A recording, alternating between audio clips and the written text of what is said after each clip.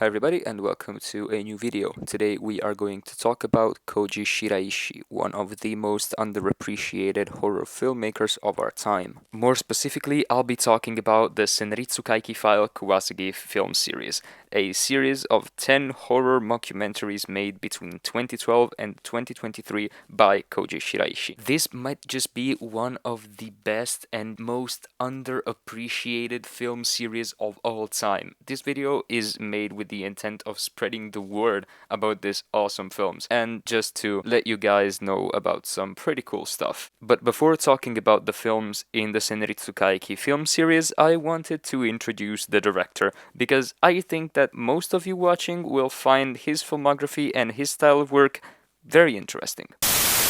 Shiraishi is an incredibly prolific filmmaker from Japan. He specializes in making found footage and fake documentary style horror films with a few paranormal, ghost stories, Japanese urban legends films thrown here and there. He has indeed a very vast catalog that I'd compare to the likes of Takashi Miike and Sion Sono, but he isn't really as well known as those two Japanese filmmakers outside of his country of origin. A few of his films have made their way into Western countries, but not all of them through legal distribution methods. You might have heard of Sadako vs. Kayako, the spin-off crossover film between the Ring and Ju-On film series, which is just not very representative of his style. If you're interested in spooky shit or art house horror films, you may have heard of Noroi, which is a found footage horror film, the genre that Shiraishi is most well known for, and it is not only his most popular film, but also a genuine masterpiece and probably the best horror film ever made. If you are deep in J-horror territories, you might have heard of Cult and Occult, two films that have nothing to do with each other except a similar sounding title, and if you like, let's say, more extreme horror cinema, you might have heard of Grotesque. A few other notable works of his are Shirome, Hurahoro, Safe Word, and Dark Tales of Japan, as well as Carved, The Slit-Mouthed Women. These are just a few of the titles. These are the most representative out of the bunch. But you can even find a Pinku Eiga film in there. Well, actually a Roman porno film. Not only is he incredibly prolific, but he's also very versatile, dabbling in a lot of horror territories, lots of horror subgenres, and erotic films, apparently, because it's Japan. But he does succeed best at making found footage mockumentary horror films, and this is what the Senritsu Kaiki series is. Horror mockumentaries focusing on Japanese urban legends. Now that I've introduced to you the director and hopefully have you hooked on his kinds of films, I can finally start with the ranking of the Senritsu Kaiki file Kowasugi film series. As I've said before, this series is a fake documentary horror found footage series based on Japanese urban legends or Japanese folklore, which is, if you ask me, incredibly interesting and incredibly fun. Those films are all incredibly short, with the shortest one being 70 minutes and the longest one going up to 91. The setup and premise is very reminiscent of paranormal ghost hunting documentaries that you see on television, with the two hosts, Jin Kudo and Miho Ichikawa, being sent some videos that supposedly feature paranormal activity. They then meet up with the authors of each video and investigate such phenomenons. It might even sound unoriginal as a premise, but the way that Shiraishi uses it to make fun of fake ghost hunting TV shows is just genuinely hilarious. This series never takes itself too seriously, and you can really see that in the characters' attitude, in the writing, in the location, in the camera work. It's just so incredibly fun. This is just fun. With the mockumentary and found footage style of filmmaking, inevitably the camera operator becomes a character himself, and here he is played by none other than Koji Shiraishi himself, which provides some interesting comments in the first few films, but he will get his moment on the limelight in one film in particular that I'm not going to spoil for now. You can also see how this is not really meant to be taken all that seriously in the special effects, which are for the most part very cheap, but that is because this is not a series made with a big budget. It's all made mostly independently, and it's just a product of pure passion for the horror genre and love for cinema as an art form. But not just cinema as an art form, but cinema as a medium of entertainment for the audience. This is just one of the best examples of horror entertainment films that I think have ever graced the earth. Should I just start talking about these films? This introduction has been going on for 6 fucking minutes, man. Minor visual spoilers for the films, I guess, but nothing too contextualized, and kind of unsettling images, but not really anything overtly violent or grotesque, more just kind of bizarre at times. At the last spot of my list, I'm going to put the 9th film in the series and the second of the spin-off series, Dark Mystery Snake Women. I genuinely don't like this chapter. This is the only film that I would consider to be not outright bad, because it's not bad, it's just quite uninteresting for me, or at least the main character of this film is so incredibly unlikable that I didn't care about the mystery. I didn't care about the co-protagonist, the, let's call him, victim of the week. I just couldn't give a single shit about him and about the mystery, and I didn't love the effects, and I think that this one panned out for a little too much on the runtime.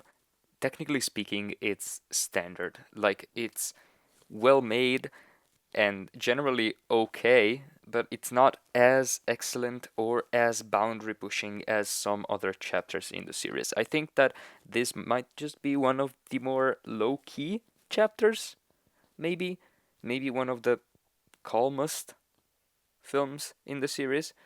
I don't know, but I sure do know that this is the one that I like less, and that I don't think I will be revisiting that often, or maybe ever.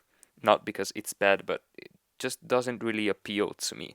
I'm giving this one 2 stars, but because it really isn't on par with some of the other chapters in the series, not because it's bad or anything. In fact, by the Western standard, this shit is 10 times better than any of your average horror film you can find in movie theaters right now. This one just didn't really work for me. And I guess that's fine, because I love most of the other films in the series, and we will get to them in a few minutes. But I just had to get the bad one out first. I'm talking about it quite harshly just because I couldn't personally engage with the story all that much, but it's not a film that I would recommend you'd skip if you check out the entire film series. In fact, go and watch it. Tell me if you liked it, why you liked it. Let's share opinions about this franchise, because it's really interesting, and not a lot of people know about it. This is going to be insanely controversial, but at the 9th spot of my list, I'm putting the final chapter, the 7th film in the series. Why is it called the final chapter? I will get to it in a little bit. Just let me preface this entry by saying that I'm very inclined to change my opinion about this film, because I had high expectations when I watched it, and it was the complete opposite of what I was expecting, so I didn't really connect with it too much, as I've did with the previous film I've talked about, The Snake Woman. But the final chapter is just so incredibly different and so incredibly diverse from any other film of the series that at first glance it fucking shocked me to the point that I couldn't speak by the I couldn't speak by the end of it, just like how I can speak now. Again, this film is so incredibly different from all of the others that I was genuinely shocked at it, and I was speechless by the end, and I am still not sure about how I felt while watching it and how I feel about it. If there is something positive that I can say about this 7th film in the series, is that it is incredibly unique. Like, I've never seen anything like it, and I don't think I ever will, because it's so incredibly original and so incredibly batshit fucking insane that I don't think anybody will ever even think of trying to make something like this. and yet I really couldn't connect with it. It does work very well with its own self imposed limitations when it comes to characters and camera work. I can't say anything, or else I will be spoiling one of the most unique films you'll ever see in your life to you. But it does, in fact, get batshit insane with everything. It's just a film that I really struggle to talk about without making any spoilers, but in this video I can't. It's just one of the most batshit insane things that you will ever see, and I'm not sure if I like it or not. Though it is incredibly impressive as it is completely and utterly confounding from beginning to end, and I still don't really know what to make of it. I mean, I guess it's good for some things. It's incredibly creative and amazing, and I'm just speechless. I struggle to formulate a coherent thought on this film. It just it just works, man. This is the power of cinema. I'm giving this 2.5 stars, but I guess that this rating could go up if I watch this film again. It is also one of the most beloved films in the series, and I can see why. I just disagree for now. At the 8th spot on my list, I'm putting the third film in the series, The Legend of the Human Eating Kappa. This film is an interesting oddity in the series and in the found footage and mockumentary subgenre because this is not about a ghost. This is not anything supernatural or paranormal. The antagonist of this film, or should I say, like the monster, or maybe the protagonist, is as I've said, a monster. It's not a ghost. There are no paranormal activities this time.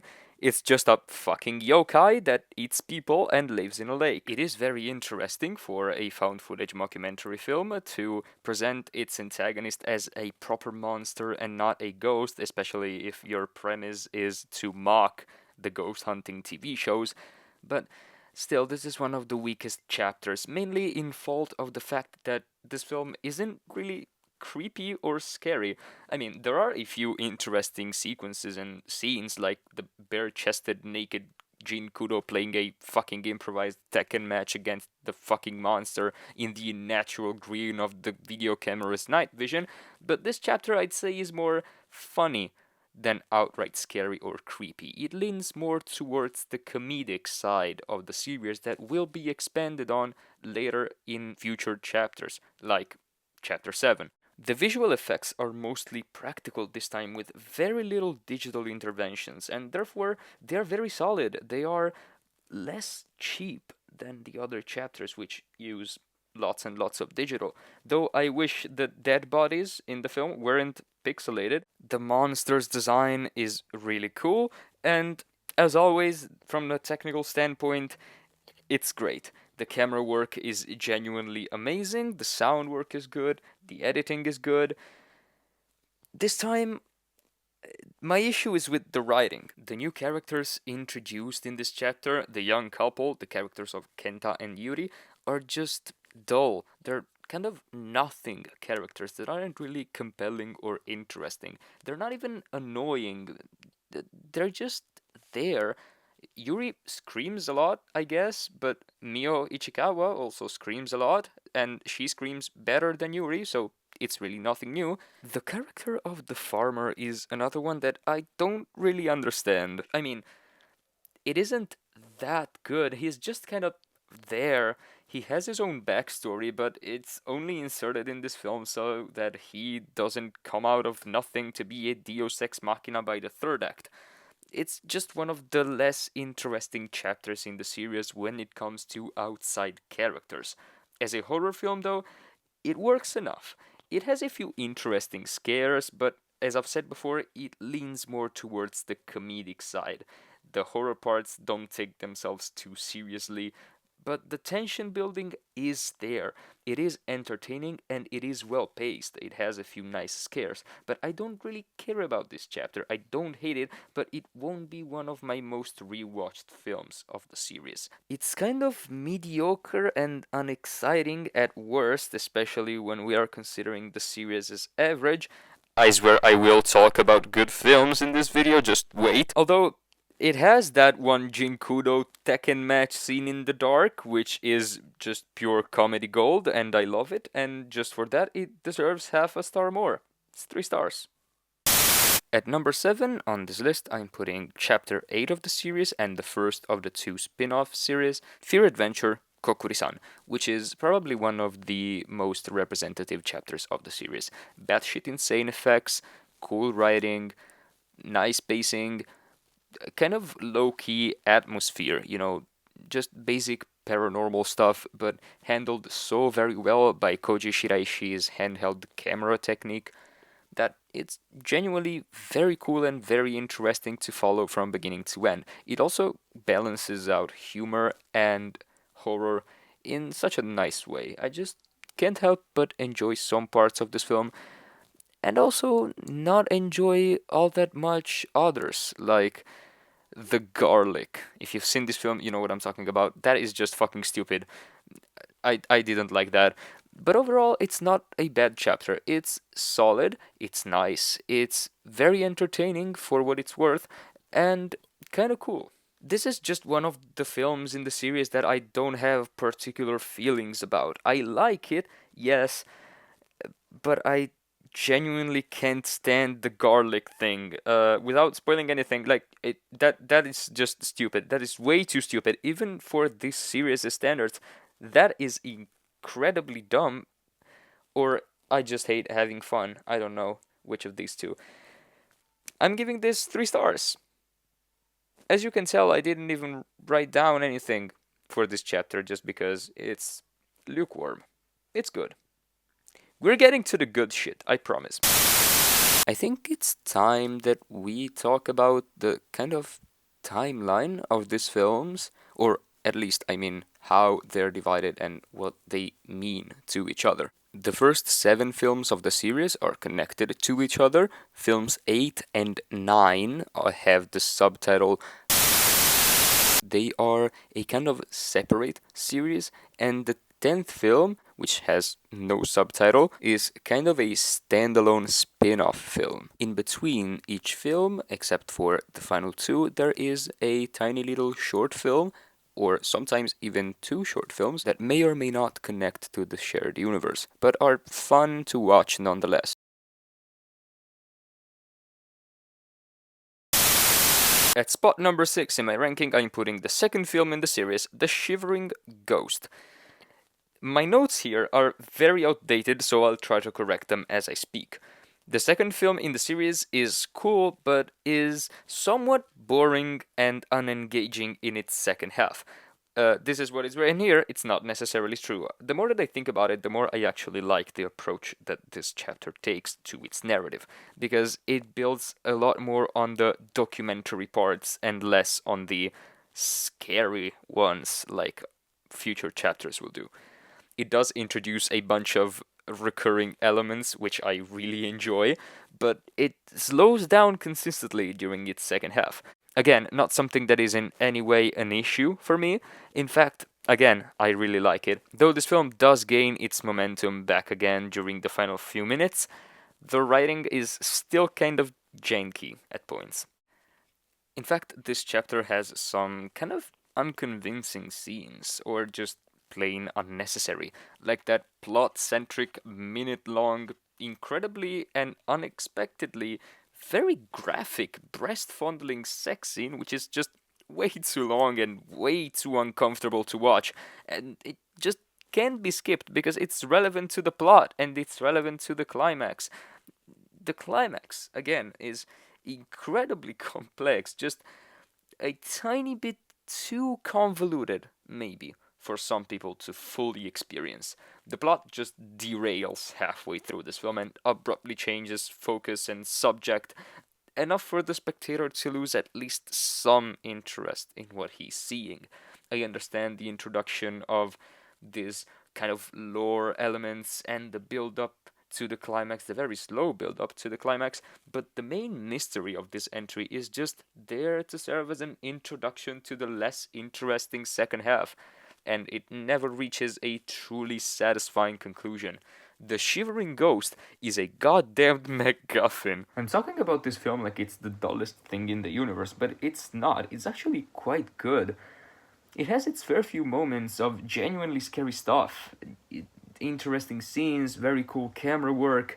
It's the standard, but the standard is very high for this series. And the creepy imagery, the ghost jump scares, they're just good, man. They're just very, very good. It also features what is probably my favorite Jinkudo scene in the entire series.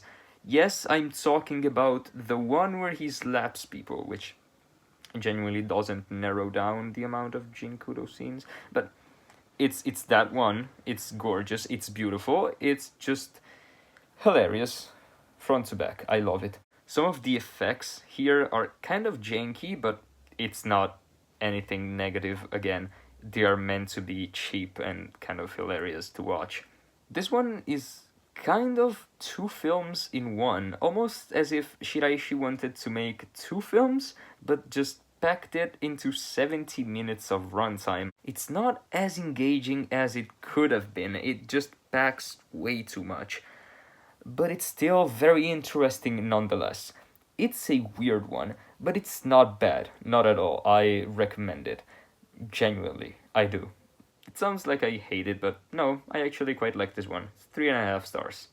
At the fifth spot of my list, I'm putting the final film, at least for now, of the series, Curse of the Red Woman, or just simply Senritsu Kaiki World Kowasugi. For some reason, it dropped the subtitle here. Curse of the Red Woman is really a return to origins. It's very similar to another film in the series that I will talk about shortly, but it's not a negative. In fact, it is very similar to one of the very best chapters, and dare I say, this, along with number 7, final chapter, is the most fucking insane one in the entire series. It has some genuinely incredible plot twists, it's never boring, it flies away, the pacing is just on point, the editing is fantastic, the camera work is amazing. I genuinely can't think of anything negative about this film, except maybe the villain itself, which I don't particularly enjoy or I'm not particularly fond of. Or maybe just because I couldn't really connect with the first part of the film. And by that I mean the video that was sent by the co-protagonists of the film. I felt like it was just a little bit weaker this time, and I prefer other ones from other films in the series. But what I really love about this film, apart from the incredible camera work and editing, and all of the time travel mechanics and the incredibly creative story, is the fan service, because this film is basically shot in the same exact location as the film One Cut of the Dead, which, if you haven't seen, why are we even talking? Go watch it immediately. What are you doing here? But also, it's genuinely another masterpiece. This film just becomes a sort of homage to the new wave of Japanese horror directors and of Japanese directors in general. I think that Koji Shiraishi utilizes this series as a way to pay his respects to the filmmakers that inspire him, and this is a peak example of that. 3.5 stars, it's amazing.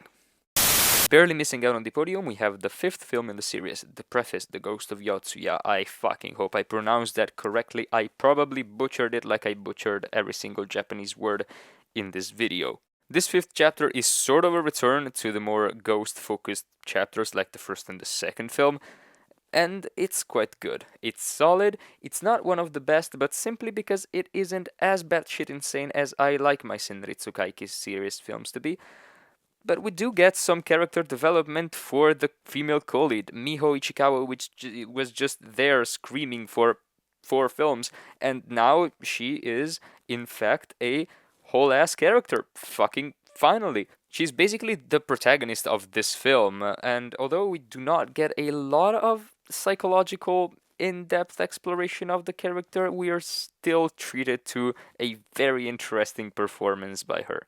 The ghost here is really cool, and the film is genuinely fun. It's one of the funniest of the entire series, and a few scenes here especially, they truly stand out. I also quite like how the elements that were being introduced in the first four films are now starting to gain a lot more meaning, and they are handled very well. The series' mixture of more, let's call them episodic parts, and an overarching lore works very well, and the lore is slowly expanding with each film and short film in between the films.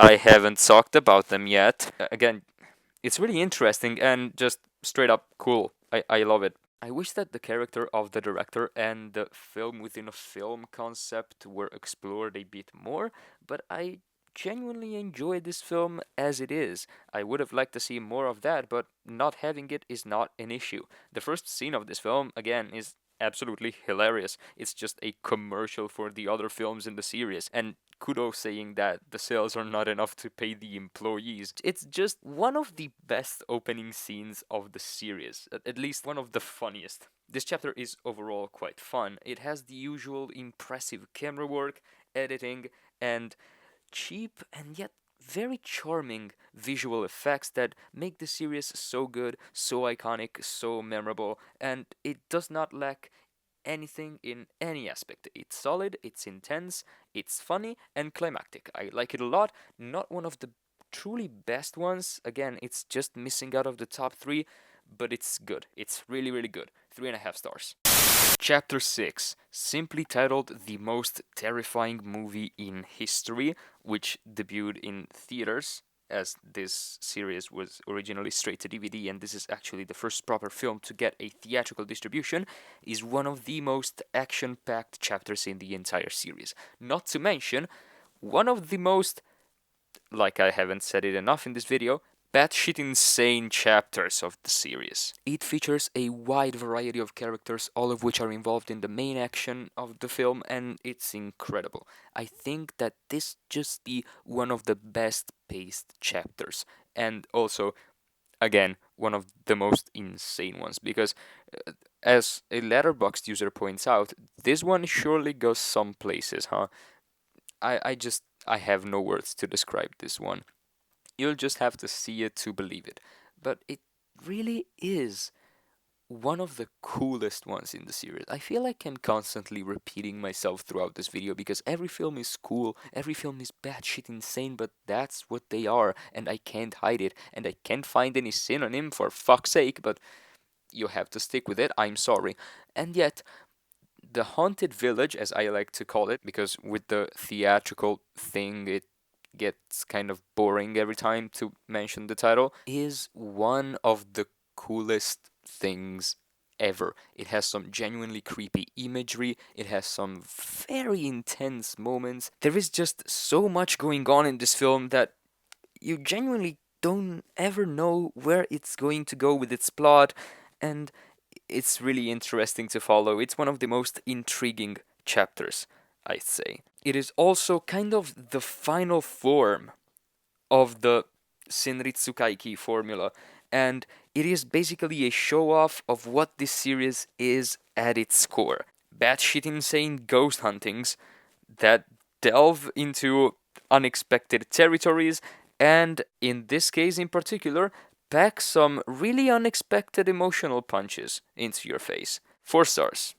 At the second spot on my list, I'm putting the first film in the series, Operation Capture the Slit-Mouthed Woman. Not only because it is one of the best technical show-offs of Shiraishi's ability as a filmmaker, but is also one hell of a solid horror film. The short runtime packs a lot of content, a lot of tension, and a lot of incredibly executed scares that are as effective as they've ever been in Shiraishi's filmography, and they may even represent a new peak of his career. I would argue that Shiraishi hasn't built tension and mystery this good since Noroi in 2005. The pacing of this film is slow but necessary. It really makes you appreciate the world building and makes you grow closer to the characters enough for you to be emotionally invested in the story, which makes the film's third act a lot more effective. This chapter really eases you into the world and this style of filmmaking. The mockumentary format is utilized to almost its full potential, and this film truly feels real in the sense that it manages to replicate the TV documentary style perfectly, even with its kind of cheesiest parts like the replay segments, which are a gimmick but quite an effective one. Also, this film is actually kinda creepy. All of the scares are unexpected and sudden, and the supernatural side of things is handled incredibly well and most times incredibly realistically, although with some unconvincing effects, let's say. But they are meant to be unconvincing, so. We are also treated to one of the most panic inducing climaxes that I've seen in recent horror, and the final few seconds of this film are sure to send shivers down the spine of even the most seasoned horror viewer. The urban legend of the slit-mouthed woman is really a solid antagonist, and generally, the character writing is so fun here, especially that of the protagonist, let's say the protagonist, the main host, Jin Kudo, the director, which is an absolute menace to society and beats the shit out of a homeless man completely unprovoked in this film, which is more than a fitting character introduction, I'd say. Overall, this is a really solid entry in the series. It's a really fun opening film, it's a creepy horror, it's effective and convincing in being a fake documentary, it's interesting, it's slow paced but never boring, and always engaging to some degree. I love every second of this film, and you should check it out immediately. It's 4.5 stars. At the first spot on my list, we have the fourth chapter in the series, The Truth, Hanako-san in the Toilet, which on paper sounds like kind of a silly, run-of-the-mill urban legend ghost story. Maybe even kind of, again, a silly one, because it's a toilet ghost, but this might just be one of the most, if not the most, batshit insane film in the series, just on par with Chapter 7. This might just be one of the most constantly surprising and creative horror films that I've ever seen. But not just horror films, not even just found footage or mockumentary films. I mean, in general, this film really goes into some unexpected territories when it comes to storytelling that are not only quite uncommon for a found footage horror film, but are also treated with an original and kind of unusual knack for maintaining realism as much as possible. Without spoiling anything, I'll just say that some of the scenes here should sound like an impossible thing to do on handheld cameras and with a mockumentary style of filming, but Shiraishi not only manages to pull it off with some very intense, and I mean genuinely very intense camera work, but with some very interesting editing chops and ghost cuts performed perfectly. It might just be the most technically impressive film in the series, and also one of the funniest ones too when it comes to the writing. It has a really nice pace and the story is really interesting. It has some silly moments that are balanced enough with the scarier and downright intense sequences. The visual effects are the usual kind of cheap CGI that we've been treated to for the entirety of Shiraishi's filmography, and this series in particular, but this time they're taken to a whole another level with some sequences being entirely digital, which is something that I would usually quite dislike in Hollywood kinds of horror films, but here they work so well because of the silly writing that never takes itself too seriously. There is a single scene in this film that I'm sure won't be easily forgotten by anybody who watches it, and the hanged girl nightmare sequence is an already iconic image in horror history in my mind. The writing in this film is probably one of my favorites in the series, at least story-wise. Even the secondary one-off characters are kind of memorable and nicely characterized. They're fleshed out enough to bring a new kind of emotional potency to the film's ending. Maybe my only complaint is that I wish that the characters of Miho and Tashiro were fleshed out more, but that's something that future films in the series will do. Overall, this could be one of the most interesting found footage titles ever made, and a fun, effective mystery horror film as well. This film gets 4.5 stars, but it's basically a perfect film in my head because we get a glimpse of that Shiraishi worm parallel universe lore, which is always amazing to see and one of my favorite things about his films. I love this chapter, I love this film, I love this series. Check it out immediately.